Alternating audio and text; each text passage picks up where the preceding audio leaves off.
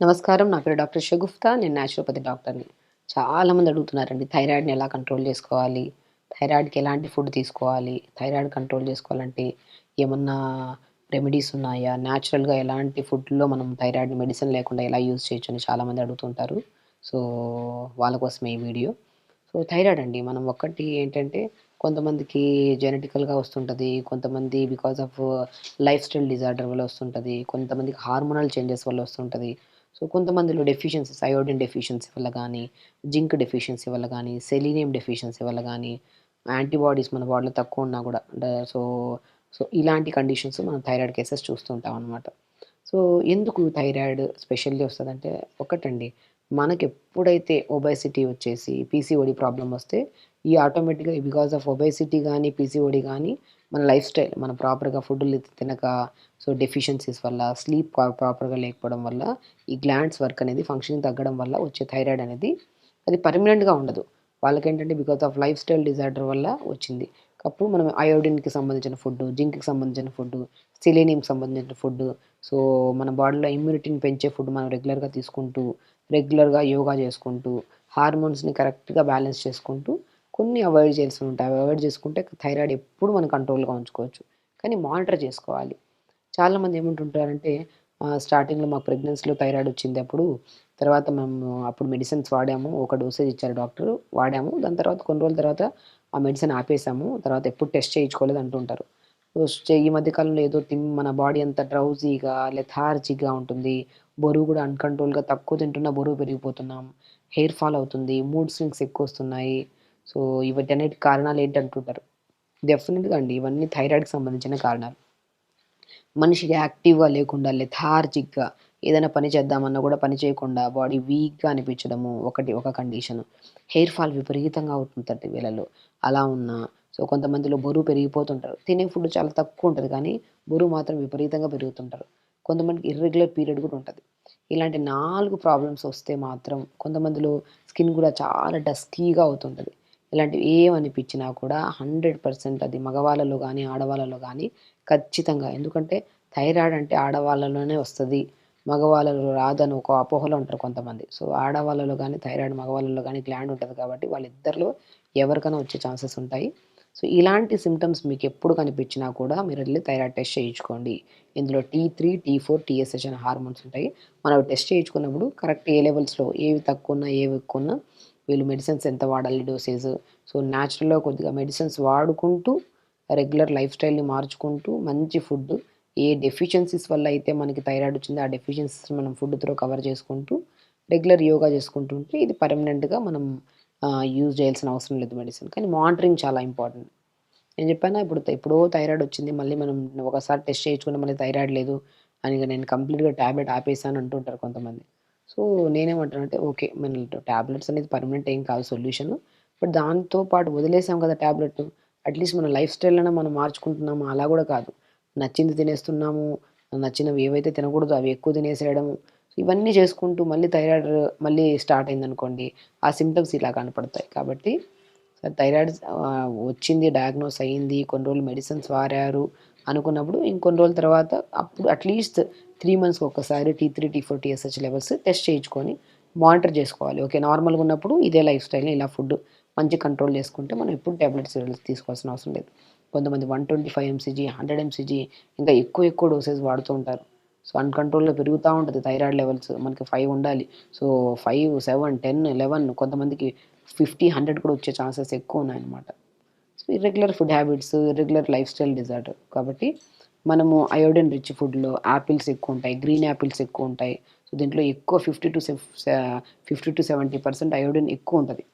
So, iodine salts కూడా దొరుకుతుంటాయి మనకి. So, ఇలాంటివి అయోడిన్ మనం రెగ్యులర్‌గా ఫుడ్స్ రూపంలో ఆకుకూరలు ఎక్కువుంటాయి. మునగాకు గాని, బచ్చల కూర గాని, తోటకూర గాని వీటన్నిటిలో కూడా ఐరన్ ఎక్కువుంటది. అయోడిన్ కూడా ఎక్కువుంటది. సో, మనం ఏదో రకంగా మంచి వెజిటబుల్స్, ఫ్రూట్స్‌లో స్పెషల్లీ గ్రీన్ యాపిల్స్ అయోడిన్ ఎక్కువుంటది. అండ్ యాపిల్స్‌లో కూడా అయోడిన్ ఎక్కువుంటది కాబట్టి అండ్ ఫైబర్ కూడా ఎక్కువుంటది కాబట్టి సో, మనం అయోడిన్ ఎక్కువ రిచ్ ఫుడ్ తీసుకుంటున్నాం కాబట్టి ఆటోమేటిక్‌గా మనకి థైరాయిడ్ కంట్రోల్‌లో ఉంటది. సో, మన బ్రెజిల్ నట్స్ అని ఉంటాయి. బ్రెజిల్ నట్ కూడా అద్భుతంగా పనిచేస్తుంది. సెలీనియం కంటెంట్ ఎక్కువ ఉంటది దీంట్లో. బ్రెజిల్ నట్, హాజెల్ నట్ 2 బ్రెజిల్ నట్స్, 2 హాజెల్ నట్స్ పొద్దున నానబెట్టండి థైరాయిడ్ ఉండేవాళ్ళు. నానబెట్టి సాయంత్రము early dinners like almost 6 to 6:30 కల్లా డిన్నర్ చేసేసి 7 o'clock 1 లేదా 2 బ్రెజిల్ నట్స్ పెద్దగుంటాయి. పనసకాయ విత్తులు ఎలా ఉంటాయి అలా పెద్దగుంటాయి బ్రెజిల్ నట్స్. అలా 2 బ్రెజిల్ నట్స్‌ని, 2 హ్యాజిల్ నట్స్‌ని పొద్దున్న నానబెట్టేసుకొని డిన్నర్ చేసిన ఒక హాఫ్ అన్ అవర్ తర్వాత తిన్నారనుకోండి 100% మనం మాక్సిమం కొద్దిగా ఫుడ్స్‌లో గానీ, యెల్లో క్యాప్సికము, రెడ్ క్యాప్సికమ్స్, తోటకూర, బచ్చల కూర, green Apple, Brazil nuts, so దాని ఇప్పుడు హ్యాజిల్ నట్స్ ఇన్ని రకాలున్నాయండి అద్భుతంగా మనకి థైరాయిడ్‌ని కంట్రోల్ చేయడానికి. సో వీటిని మనం రెగ్యులర్‌గా ఫుడ్ హ్యాబిట్స్‌లో యాడ్ చేసుకుంటూ, సో ఇమ్యూనిటీని బాగా పెంచుకునే మనం ఆరెంజ్ జ్యూసెస్ తీసుకోవడం గానీ, కొంతమంది నేను చెప్తుంటాను ఆరెంజ్ జ్యూసెస్ కూడా మంచి ఇమ్యూనిటీ. సి విటమిన్ ఎక్కడైతే మనకి మంచిగా దొరుకుతదో, మంచిగా మనకి ఇమ్యూనిటీ పెరుగుతది. సో ఇలా మనం ఫుడ్‌ని బాగా ఈ టైప్ ఆఫ్ ఫుడ్‌ని తీసుకుంటూ అండ్ ప్రత్యేకంగా అండి థైరాయిడ్‌ని కంట్రోల్ చేయడం ఫుడ్ వల్ల 40% అయితే, యోగా వల్ల ఆల్మోస్ట్ 60-70% మనం యోగా వల్ల కంట్రోల్ చేసుకోవచ్చు. యోగా అద్భుతంగా పనిచేస్తది థైరాయిడ్‌కి. మనం ప్రతిరోజు పొద్దున్నే లేచి సింహగర్జాసనం ఒకటి, భుజంగాసనం ఒకటి, సర్పాసనం ఒకటి, ధనురాసన అద్భుతంగా పనిచేస్తది. సర్వాంగాసన ఈ 5 ఆసనాలను థైరాయిడ్ 100% కంట్రోల్ చేస్తది. సో మనం ప్రతిరోజు నేను చెప్తున్నాను కదా డైట్ అనేది మనకి Brazil nuts, hazel nuts, green apples, iodine contents ఉన్న foods, zinc content foods, selenium contents ఉన్న ఫుడ్, ఇమ్యూనిటీని బాగా బూస్ట్ చేసే ఫుడ్స్. మనం ఒక వీడియోలో క్లుప్తంగా ఎందులో ఎంత దొరుకుతది, ఎన్ని గ్రామ్స్ దొరుకుతది, ఏం తీసుకోవచ్చు రెగ్యులర్‌గా అని దాని గురించి క్లియర్‌గా చెప్పాను. సో అది ఒకసారి చూడండి. ఇప్పుడు కూడా మనం డిస్కస్ చేసుకున్నాం. ఇవి కూడా మనం రెగ్యులర్‌గా ఫుడ్ హ్యాబిట్స్‌లో యాడ్ చేసుకుంటూ ఇప్పుడు చెప్పిన 5 ఆసనాలు గుర్తుపెట్టుకోండి. యోగా వల్ల 60-70% థైరాయిడ్‌ని మనం అల్టిమేట్‌గా కంట్రోల్ చేసుకోవచ్చు. ఆ థైరాయిడ్‌నే కాకుండా బరువు కంట్రోల్ అవుతది. పీసీఓడీ ప్రాబ్లమ్ ఉంటే పీసీఓడీ కంట్రోల్ అవుతది.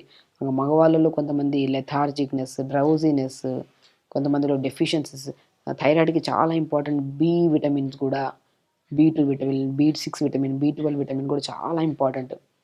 కాబట్టి బి6, బి12 కొద్దిగా పూల్ మఖానాలో గానీ, తోటకూర విత్తనాలు దొరుకుతాయి మనకి. దాన్ని మన రాజగిర సీడ్స్ అని అంటారు. సో ఇవన్నీ మనం డైట్‌లో ఇప్పుడు మనం బ్రెజిల్ నట్, హ్యాజిల్ నట్ డైలీ పొద్దున పూట నానబెట్టుకొని ఈవినింగ్ టైమ్స్ తినమన్నాం. డైలీ ఒక యాపిల్ తినమన్నాం. ఓకే.